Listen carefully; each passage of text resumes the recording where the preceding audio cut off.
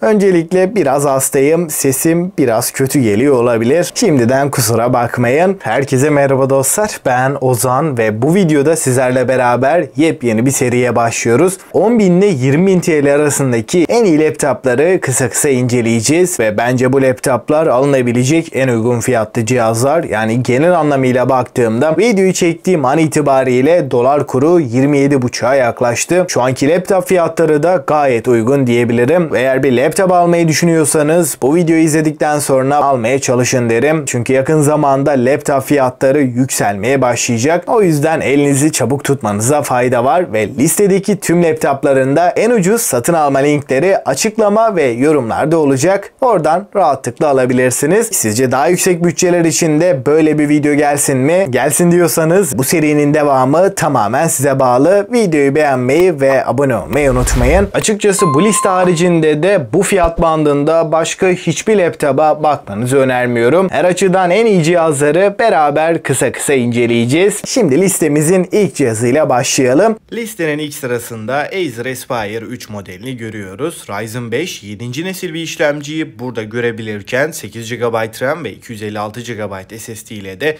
Windows 11'in lisanslı olarak geldiğini de belirteyim. CSGO, LoL, Valorant gibi düşük grafikli oyunları bu laptop rahatlıkla oynatabiliyor. Bunun haricinde eğer bir ofis kullanıcısıysanız veya günlük işlerinizi halletmek için, video, dizi, film izlemek için bir laptop arıyorsanız bu cihaz gayet yeterli olacaktır. Listenin ikinci sırasında da eğer biraz daha yüksek bir performans istiyorsanız, yani özellikle de günlük kullanımda birden fazla sekmeyi sürekli olarak kullanıyorsanız Ryzen 5 7. nesil işlemci, 16 GB RAM ve 512 SSD ile Lenovo V15 gerçekten iyi bir tercih. Listenin 3. sırasında da Asus VivoBook 16X modelini görüyoruz ve harici ekran kartı olmamasına rağmen oyun oynayabileceğimiz en ucuz Asus laptop diyebilirim. Burada CSGO, LoL, Valorant, ETS gibi oyunlarda da rahat bir şekilde düşük orta grafik arasında 60 FPS üstü bir deneyim alabileceğiz. Bu laptopun özellikle bu fiyat bandındaki en önemli artısı kasa kalitesi diyebilirim.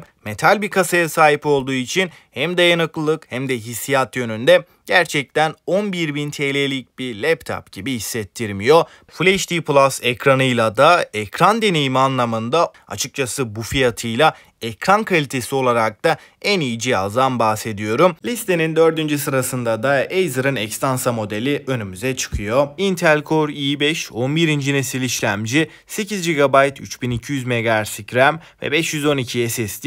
Bunun haricinde MX350 harici ekran kartıyla da CSGO, LoL, Valorant gibi e-spor oyunlarını 60 FPS üstünde rahatlıkla oynatabilecek bir laptop. Bunun haricinde pek çok oyunda da düşük grafiklerde akıcı bir performans sağlıyor. Bu laptop yine bir oyuncu laptopu değil ama yine de üniversite, iş için hafif bir laptop isteyip arada bir oyun oynarım diyenler için gerçekten mantıklı bir tercih. Listenin 5. sırasında bana sorarsanız da fiyat performans olarak en beğendiğim uygun fiyatlı laptoplardan olan yine Acer'ın Aspire serisinden bir laptopu görüyoruz. Intel Core i5 11. nesil işlemci burada da kullanılmış. 8 GB RAM'in yanı sıra 512 SSD ve burada en önemli avantajı olan MX450 ekran kartıyla beraberiz. Bu ekran kartıyla beraber artık daha rahat bir oyun deneyimini kesinlikle alabileceğiz. Bu fiyat bandındaki laptoplar arasında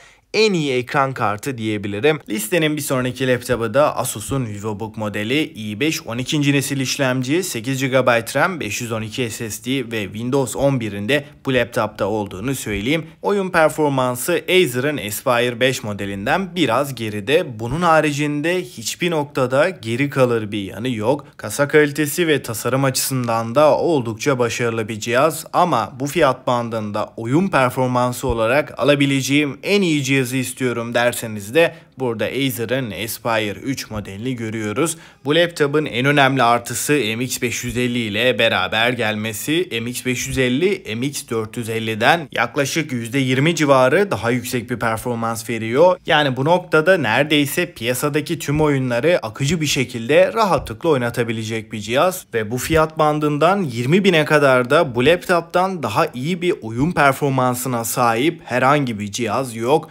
Eğer 8 GB daha RAM eklerseniz performans daha da yükselecektir. Listenin bir sonraki cihazı da eğer kompakt, şık, hafif ve tasarımsal açıdan gerçekten kaliteli bir cihaz istiyorum derseniz Huawei'in MateBook D14 modelini görüyoruz. Bu cihazda i5 12. nesil işlemci, 16 GB RAM, 512 SSD'nin yanında Windows 11'de lisanslı bir şekilde geliyor. 14 inç Full HD IPS ekranıyla da oldukça taşınabilir ve kompaktlık yönünde bu fiyat bandına kadar daha iyi bir laptop yok. Eğer ki oyun oynamayı çok düşünmüyorsanız Huawei MateBook modelini rahatlıkla önerebilirim. Listenin son sırasında da RTX 3050 ve 16 GB RAM barındıran en uygun fiyatlı laptopu görüyoruz. Özellikle performansı yüksek ancak çok fazla ışıklı oyuncu laptopuna benzeyen bir cihaz istemiyorsanız Acer'ın Aspire 7 modeli çok mantıklı diyebilirim. Ryzen 5 5. nesil işlemci sizi şaşırtmasın. Performans olarak gayet yeterli ve bunun yanında RTX 3050'yi de rahatlıkla besleyebiliyor. 60 Watt TDP'ye sahip olduğunu da söyleyeyim. Yani Acer'ın bu serisinde kullanılan en güçlü ekran kartı. Eğer aldıktan sonra da yükseltmeyle uğraşmak istemiyorsanız Acer Aspire 7 gerçekten mantıklı. Maalesef 10.000 ile 20.000 arasında da gaming laptop olarak yalnızca bir model var. RTX 2050'li MSI ve Asus modelleri artık bu fiyat bandında değil, 20.000'in üstüne çıkmış durumda. Dostlar, şimdi kısa bir özet geçip favorilerimden bahsedeyim. 10.000 ile 15.000 bandında Asus'un VivoBook 16X modeli Ryzen 5 5600H gibi oldukça güçlü bir işlemciyle gelmesi bu laptopun en önemli artılarından ve bunun dışında taşınabilir, şık ve ekran tarafında da geliştirilmiş bir panelle IPS Full HD Plus bir çözünürlüğü görebiliyoruz. Kasa kalitesi ve genel tasarım hatlarıyla da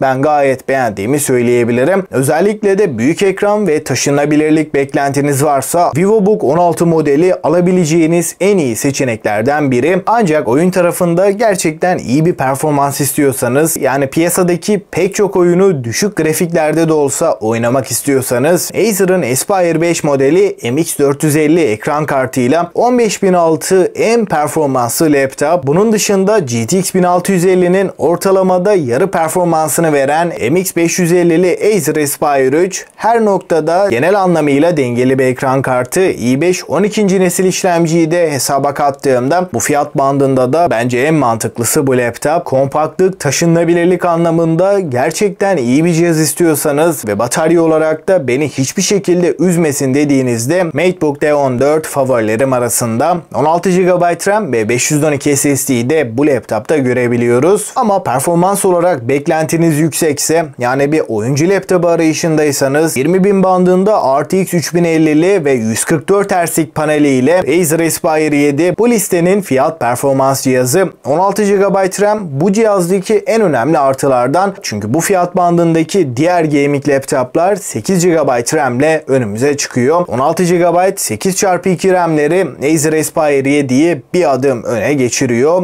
RTX 3050'nin de 60 Watt'lık bir versiyonu kullanılmış. Burada işlemcinin U serisi olması bir soru işareti olabilir ama ofis laptoplarında gördüğümüz U serisiyle karıştırmayın. Buradaki işlemci gayet performanslı. Tasarımsal açıdan bir oyuncu laptopu gibi de gözükmüyor. Gayet şık ve sade bir tasarımla karşılaşıyoruz. Bütçeniz bu aralıktaysa veya biraz daha zorlayabilirseniz bu laptopu kesinlikle öneriyorum. Açıkçası bu liste haricinde de bu fiyat bandında başka hiçbir laptopa bakmanızı önermiyorum. Listedeki tüm laptopların en ucuz satın alma linkleri de açıklama ve yorumlarda olacak. Oradan rahatlıkla alabilirsiniz ve eğer stoklar biterse, fiyatlar değişirse linkleri ara ara güncelleyeceğim. Açıklama ve yorumlardan kontrol edebilirsiniz. Bu serinin devamı da tamamen size bağlı. Daha yüksek bütçeler için de video gelsin mi? Gelsin diyorsanız videoyu beğenmeyi ve abone olmayı unutmayın. Eğer bir sorunuz olursa da mutlaka yorumlarda bekliyorum. Ben Ozan ve bir sonraki videoya kadar hoşça kalın.